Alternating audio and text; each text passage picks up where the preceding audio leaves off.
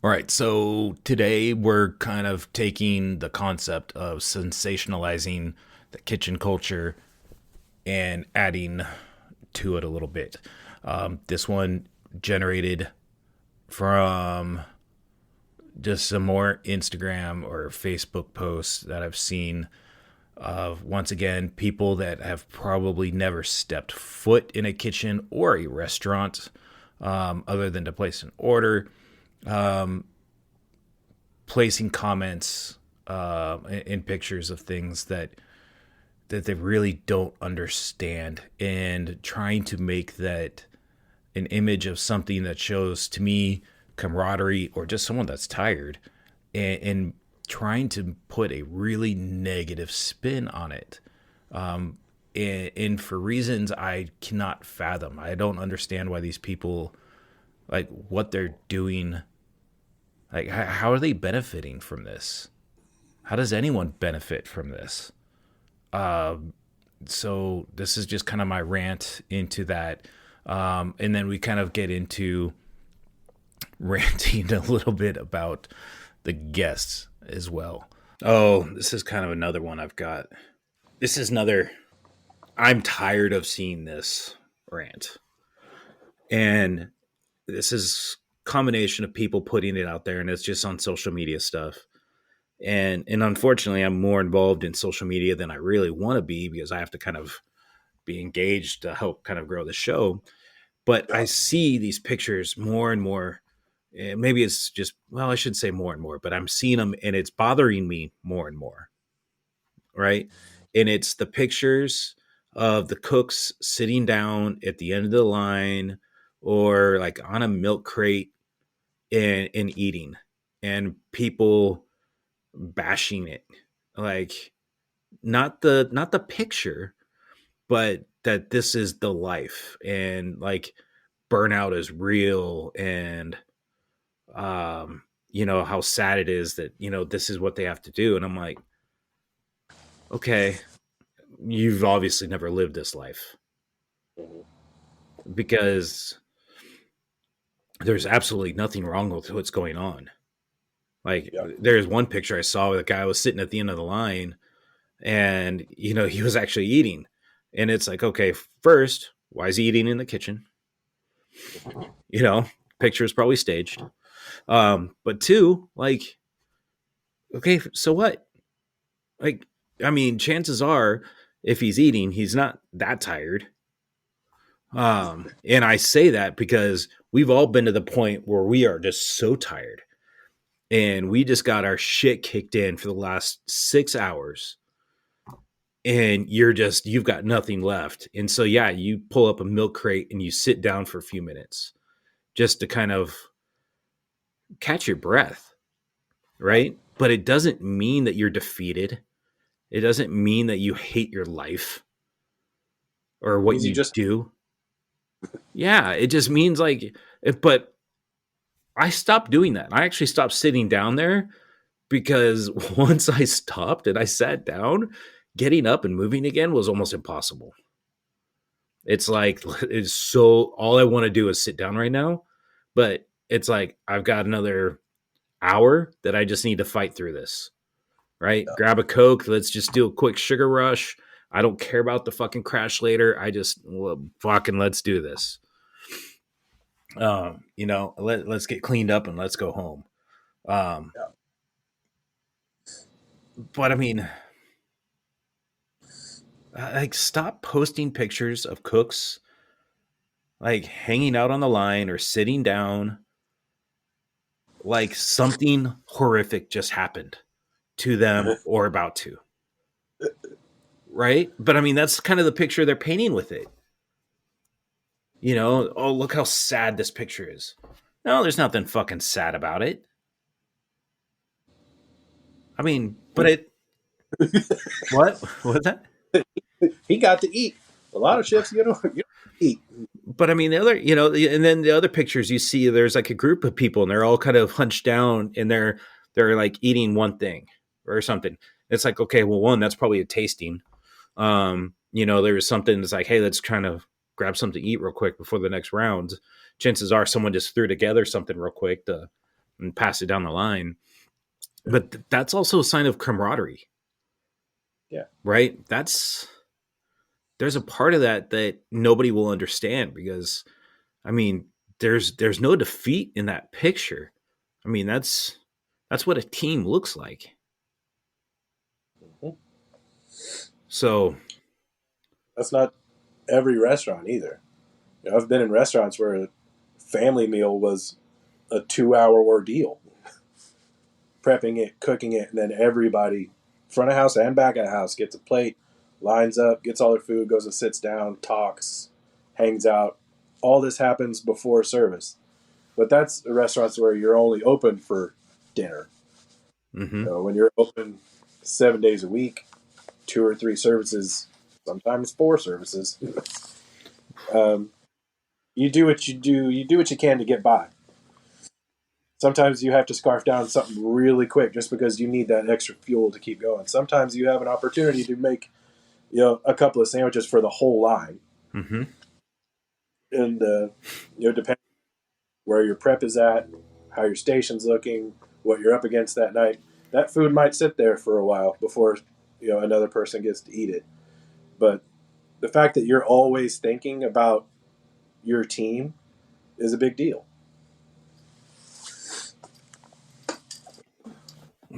Yeah. No, and I mean, that's why I'm just kind of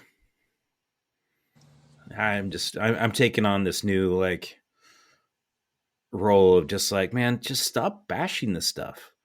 Mhm. Like, because the people that are involved in it and holding this flag of, hostility in the work environment and, poor working conditions, it's like you've never been here. And if you have been here, you are nothing more than a fucking tourist. So, I mean, this industry means something to a lot of people. And yeah, it's not for everybody. Um, it's not.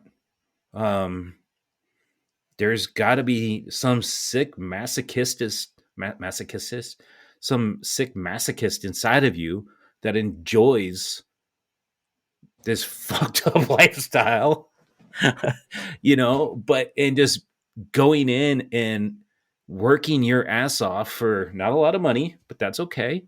Um, you're not doing it because you got into it. You didn't get into it knowing that you're going to be like, hey, I'm going to be rich. No, right? Yeah. It was a job. Um, and to all those people out there that complaining about the low pay, how's this? I've got a real easy solution to fix this. We're going to increase everybody's hourly rate or salary to make you happy.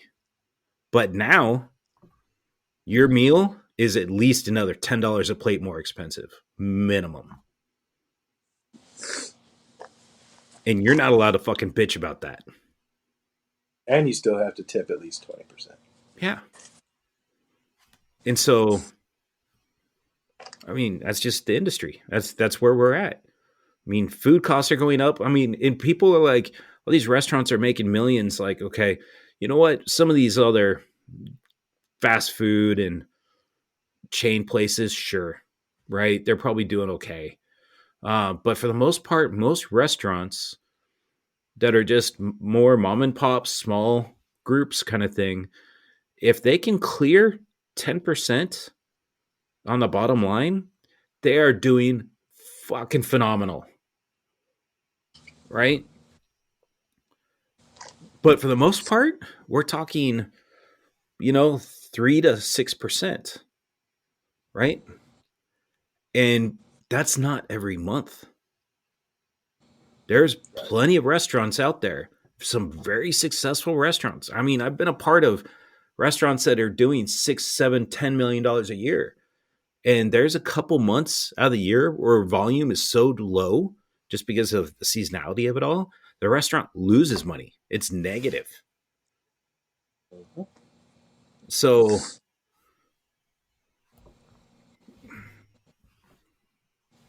I mean, yet you think there's so much money for them just to pay everybody what you consider a livable wage oh, plus insurance and benefits, and oh, we're probably supposed to give them a 401k or whatever. I'm like, that all costs a lot of money.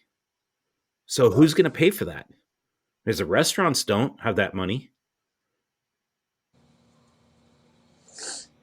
Yeah.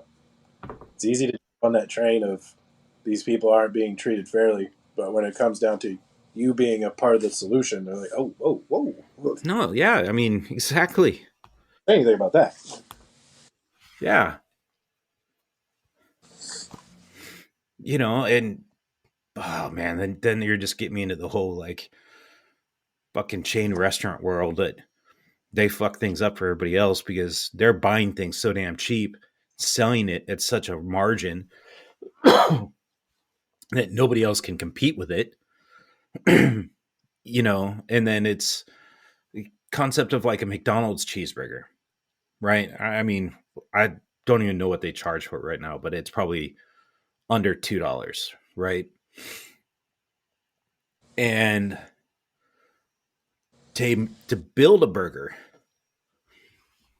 from scratch using not even 100% like fresh product, like maybe the burger bun's frozen, right? But it's still a decent bun. Okay. You're plus the patty. And let's just say it's just a bun and a patty and a slice of American cheese. I mean, we're sitting at $2, right? And that's probably quarter ounce patty too. Yeah. Now there's going to be some fluctuation there, but I mean, okay, so now you're at $2 just for meat cheese bun.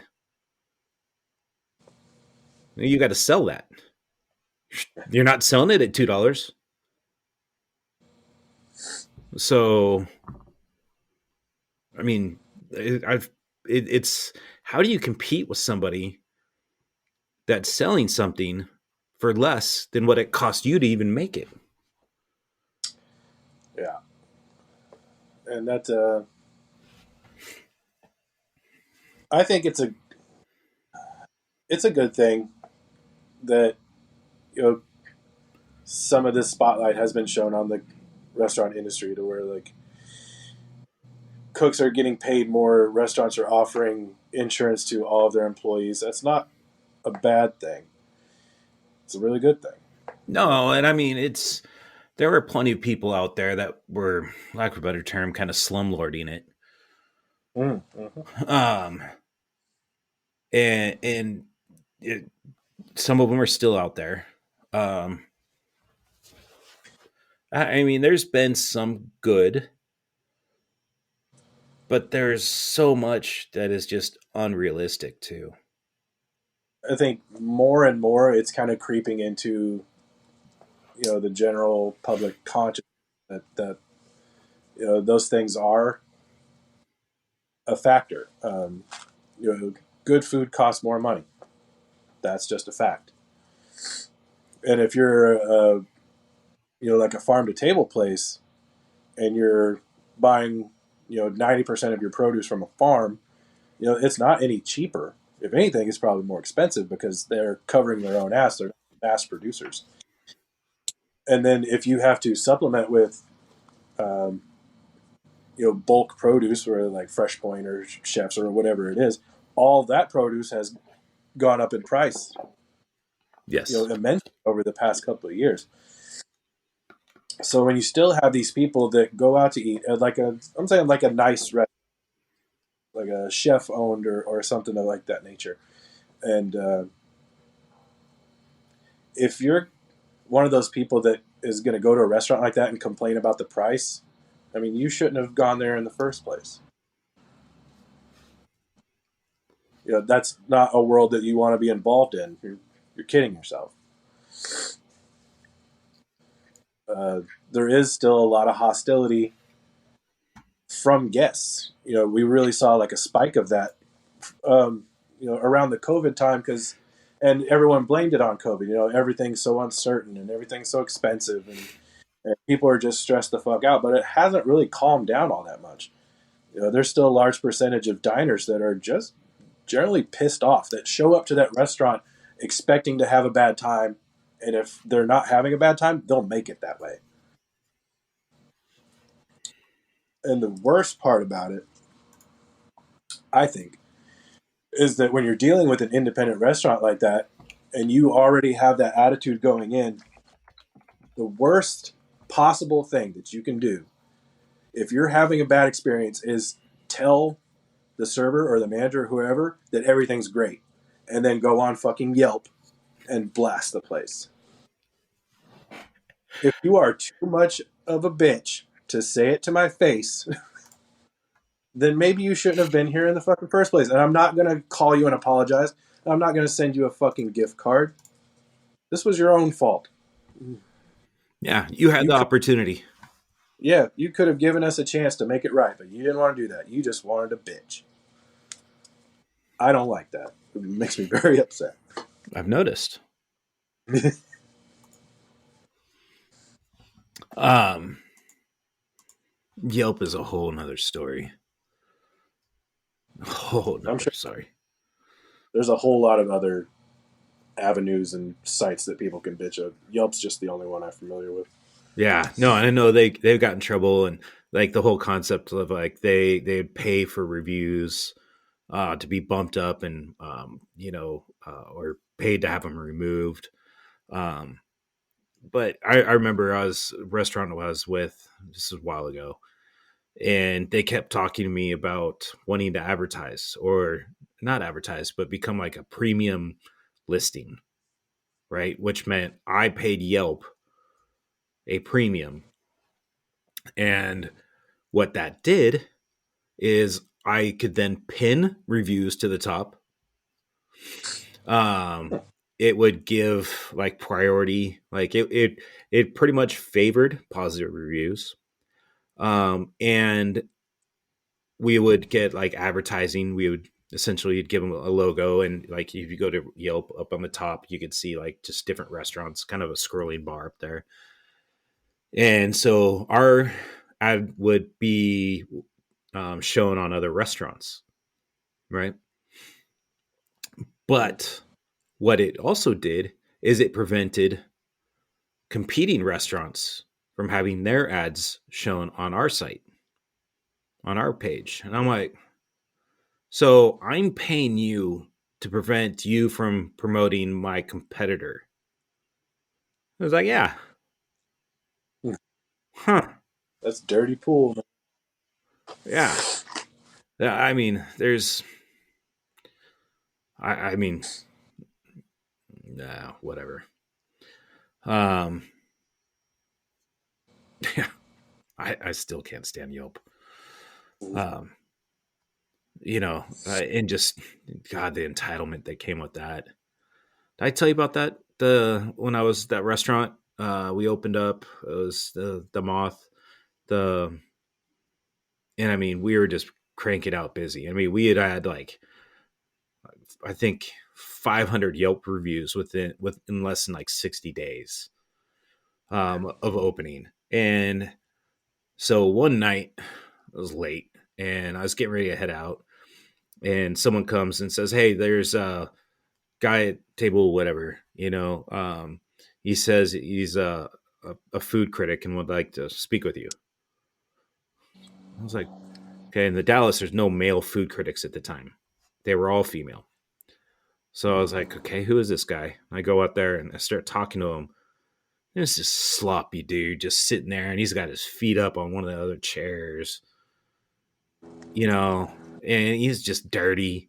And I was like, hey, can I help you guys?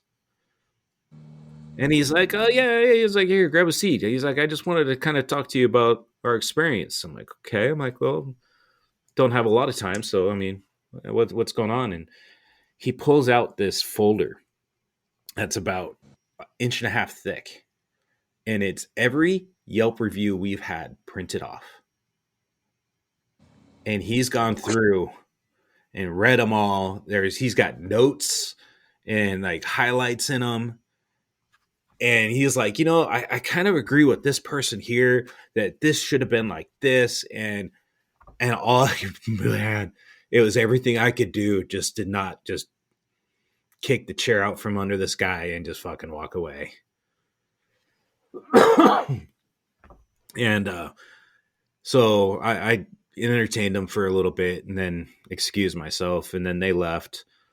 And the server came over. They forgot the folder.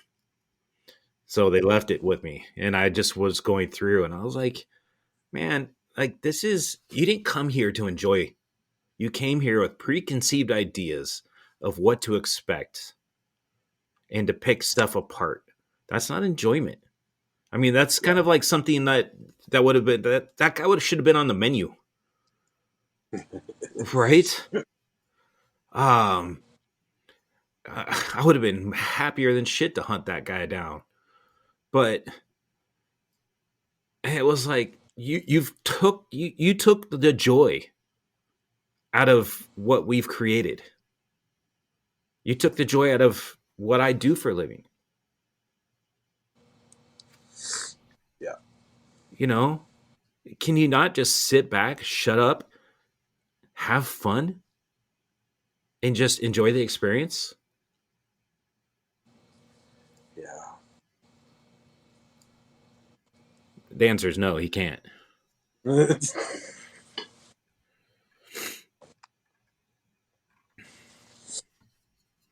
But there's people out there like that though. And Yeah. it's like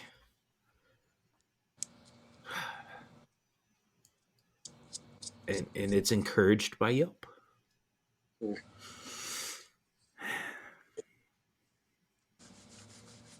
But hey, you know what? At least that guy brought me to the table and talked to me about his experience and what he agreed and did not agree with Yeah. before going home and then posting it. Could have just left it at that, man. So Did he? that's it. That's all I've got. Same. Well, Morris, you're just a bundle of fucking joy as always. Pretty lively, I think. Yeah, man, you got a haircut and everything for this. Yeah, I cleaned up. I'm Yeah. working outside. And thank you again for listening to Inside the Pressure Cooker. I'm your host, Chad Kelly, with Josh Morris. Till next time. Love you guys. Keep kicking ass.